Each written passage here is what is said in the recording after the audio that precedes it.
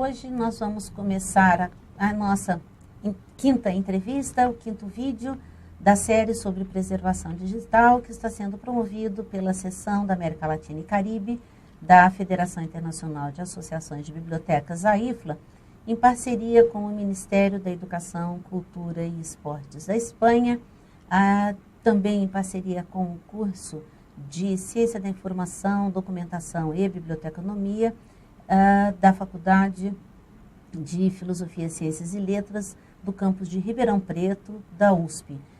Também da USP, parceria com a Faculdade de Medicina, aqui está recebendo aqui no seu estúdio. É um prazer imenso estarmos com a professora, mais uma vez, com a professora Gemma Bueno de la Fuente, que é da Universidade Carlos III de Madrid, da Espanha, com mais uma conversa sobre temas da preservação digital. Como vai, professora? Muito obrigada pela sua participação. Muito obrigada, muitas gracias. É um prazer estar aqui de novo com você. Ótimo. Continuamos assim, Sim. Português e espanhol, afinal de contas, a IFLA-LAC, como chamamos a seção da América Latina e Caribe, Sim. tem essa diversidade, né? Vários idiomas na região. Bom, dando continuidade, o nosso tema de hoje é especificamente sobre estratégias, né? Falamos já vários outros temas anteriormente e hoje nós vamos falar sobre as estratégias de preservação digital. E eu queria então começar falando, quais são, professora? Quais seriam, como que a gente pode pensar as estratégias a serem adotadas para preservação digital em uma dada instituição?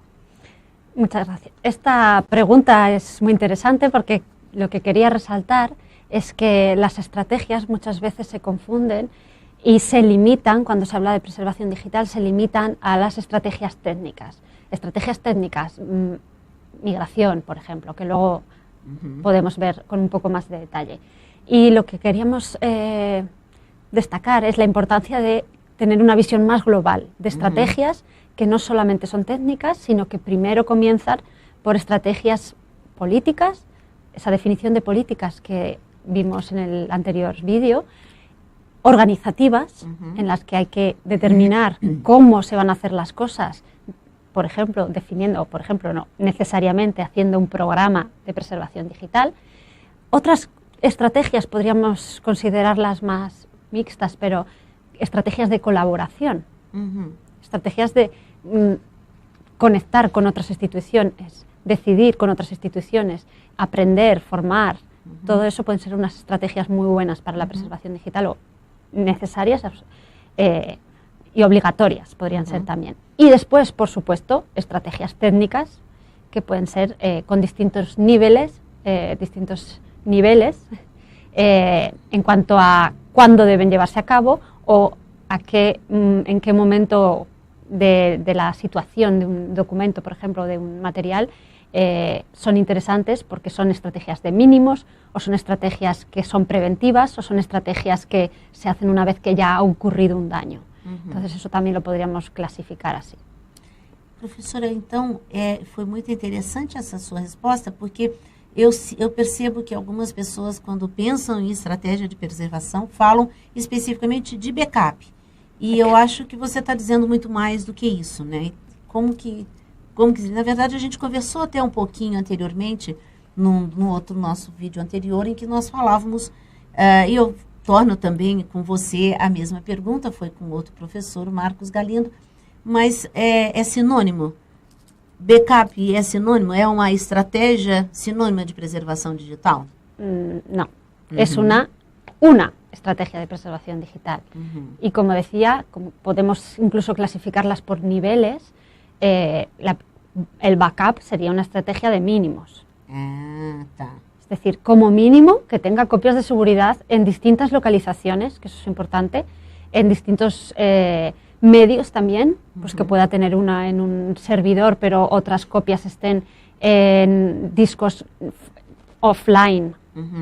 En microfilm también puede estar, otras tecnologías que se están desarrollando muy interesantes, y eso como mínimo, pero con eso que hemos almacenado y que hemos guardado y que está muchas veces, tenemos que hacer cosas para asegurar que se puede acceder a ello y que se puede utilizar que eso es importante en la preservación digital, en la utilización de la información, el uso que se pueda dar. E o que seria o contraponto, então? O mínimo seria de, pelo menos, ter backup, né? Estrutura de backup.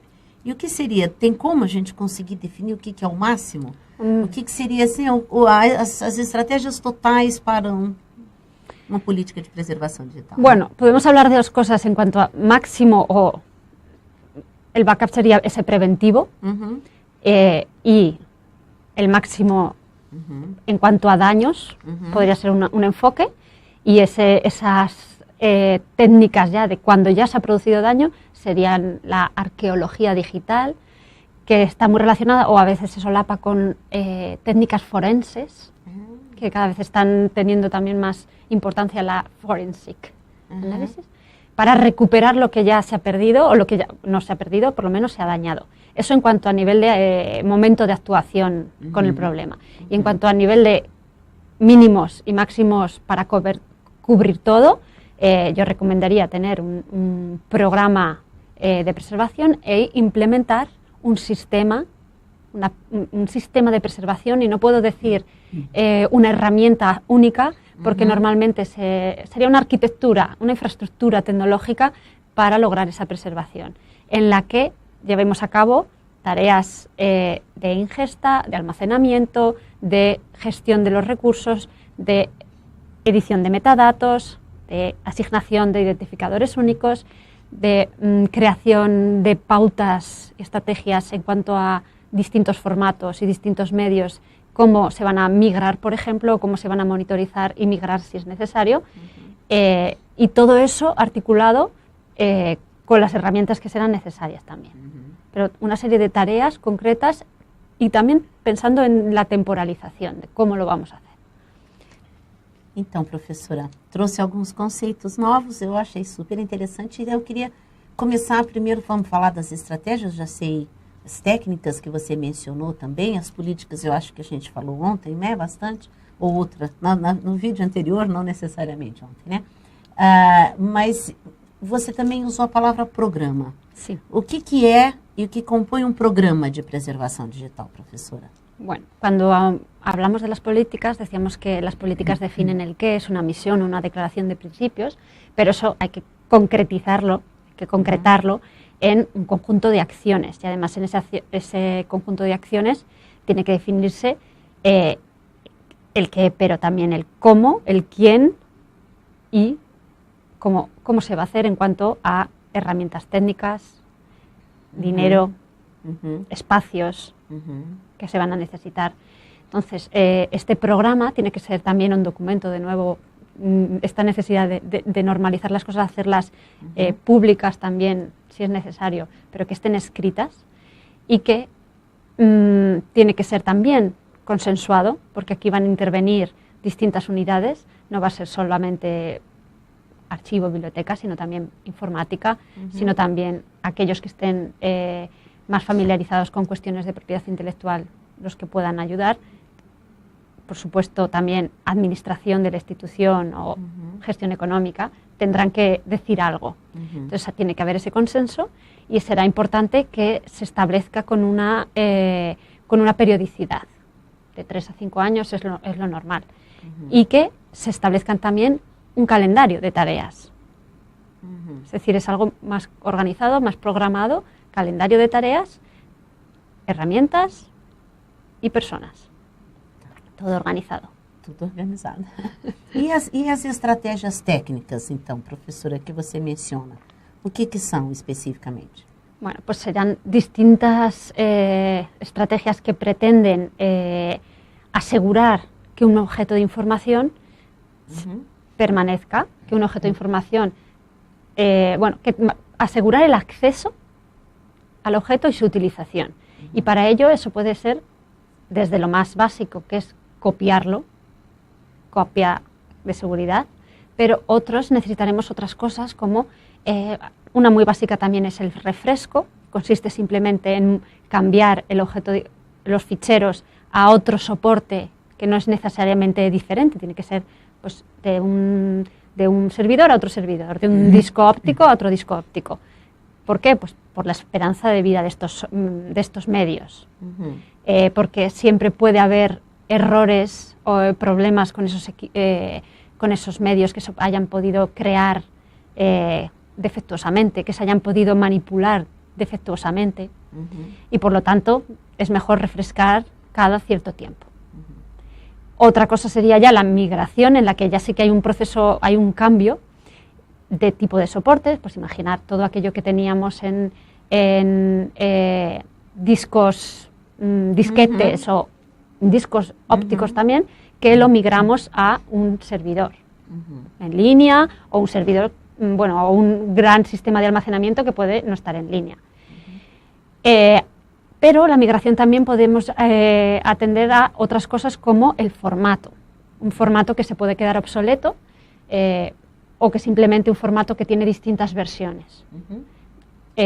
Pues tratar de mantener el objeto, no tener que cambiar, imagínate, desde un formato 1 a un formato 7, sino hacerlo progresivamente para no perder funcionalidades del formato. No perder la información también que está dentro del objeto, que puede cambiar. Hay cosas que pueden ser muy básicas, como que un documento de Word, que he cambiado en muchos formatos, uno de los anteriores no tuviera soporte de vínculos internos o de tablas de contenidos, y en la migración eso se puede perder. Todo eso hay que tenerlo en cuenta. Después, otras técnicas pueden ser la encapsulación. Esta técnica lo que pretende es un poco guardar o juntar en un mismo paquete no solamente los ficheros, los objetos digitales, sino también todo aquello que sea necesario para su representación posterior. Pues, por ejemplo, la especificación del formato de fichero, la aplicación podría llegar a ser el caso, la aplicación visora, la herramienta software, y otras cosas, los metadatos, por supuesto, que digan qué es eso y cómo se puede utilizar, encapsularlo todo, agruparlo. Más avanzado en cuanto a nivel de actuación y más complejo, tenemos otras como la emulación, ¿vale? Este tipo de emulación o arqueología serían estrategias o preservación de la tecnología, estrategias a tratar de evitar, porque son costosas, pero bueno, a veces no queda otro remedio. Emulación sería recrear todo el entorno operativo, el entorno tecnológico en el que un objeto de información se creó y ese que podía visualizar. Lo más claro cuando hablamos de visualización es cuando en un equipo, en un ordenador personal, estamos recreando, emulando un juego de computadora, un videojuego que estaba en otro tipo de entorno operativo. O incluso podemos emular Windows en Macintosh y cosas así. Pero después hay otros, por supuesto, cuando hablamos de objetos de información, esto puede llegar a ser mucho más complejo. He mencionado, sí. Mas então, todas essas estratégias técnicas, elas já estão suportadas por apoio tecnológico, por softwares para nos ajudar? Tem muitas opções no mercado? Como é isso? Hay, pero se está desarrollando mucho todavía. Hay cuestiones que están muy, muy resueltas, como cuestiones de copias de seguridad y de migración, pero no siempre las herramientas son herramientas libres, aunque también se trabaja mucho en ello. Y hay otras, por ejemplo, los sistemas, aquello que mencionaba, de tener un sistema integral que permita soportar todo el flujo, los hay, pero están todavía poco implantados. O dependen de otras tecnologías. Las que están muy implantadas, identificación de ficheros, reconocimiento de formatos, extracción de metadatos incrustados, eso es perfecto. De momento eso va muy bien. Pero otros todavía nos queda por desarrollar. Muito bem. E especificamente, já que você menciona dos metadados, porque é algo forte na nossa área, né? Sim. Como que é? Existe um padrão específico, uma norma para os metadados? Como é que funciona? Actualmente ya está considerado el estándar general, PREMIS, que es Preservation Metadata Initiative, no es más, que después de una serie de desarrollos y de instituciones, OCLC, el Research Libraries Group, finalmente la oficina de mantenimiento está en la Biblioteca del Congreso de los Estados Unidos. Entonces podemos acudir a esa fuente para obtener información. Entonces este modelo de premise ya está bastante desarrollado, está en su tercera versión y tiene un soporte en cuanto a modelo de datos, porque primero se inició como un diccionario de datos, es decir, los elementos y para qué sirven, y después han ido desarrollando modelos de codificación de esos datos. Eso no va al mismo tiempo. Ahora el modelo de datos está publicado en la versión 3, pero el esquema de codificación no está. Está poco a poco. Entonces, lo bueno es que cada vez hay más herramientas que están soportando la edición, la creación de metadatos premise y sobre todo la gestión, porque los metadatos premise van a ser metadatos vivos, que se crearán o obtendrán datos desde el inicio del proceso, pero después se van a ir realimentando con cada acción, evento, se llama en el modelo, con cada evento que se vaya haciendo con el objeto digital, pues una migración, un reconocimiento, una limpieza de virus, por ejemplo. Entonces los metadatos premise son unos metadatos vivos y ahora puedo decir que todavía no hay muchas herramientas que los soporten, pero ya empieza a haber cosas aplicables en una biblioteca digital y en algunos repositorios. Então, professora, esse metadados padrão premise, né, que você menciona, ele é padrão, então, que é universal, internacional, está sendo utilizado, todas, inclusive, já emendando a pergunta, se você conhece alguma experiência já na América Latina usando, como que funciona? Bueno, podría decir que es internacional.